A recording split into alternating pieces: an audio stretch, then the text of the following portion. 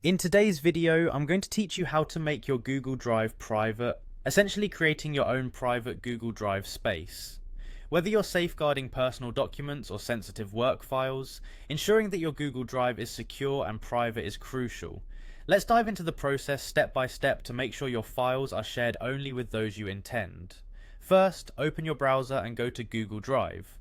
You'll start at the home page where you'll see all your files neatly organized. If you haven't logged in yet, just make sure to do so with the account that houses the files you wish to make private.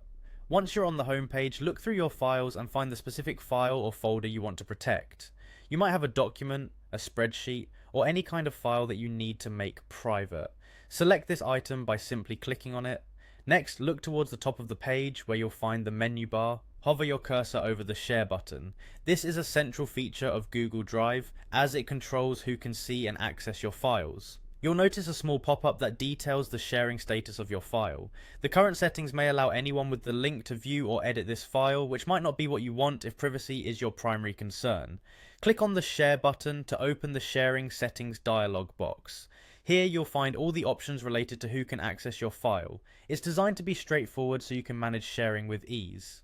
In the dialog box there will be a section labelled Get Link. Currently it might say anyone with the link can access the file. This is common for files you've previously shared or are sharing within a team. However, to restrict access you'll need to change this setting. Click on the text or the drop down next to anyone with the link. A few options will appear which are intended to give you control over the accessibility of your file. From these options, choose Restricted. This ensures that only people you explicitly add to the list can view or edit the document. Finally, once you've set the file to Restricted, don't forget to click on Done. This step is crucial as it saves all the changes you've just made. Without clicking Done, your settings won't be updated and the file might still be accessible to those with the link. And that's it. You've now successfully changed your settings to make your Google Drive file private.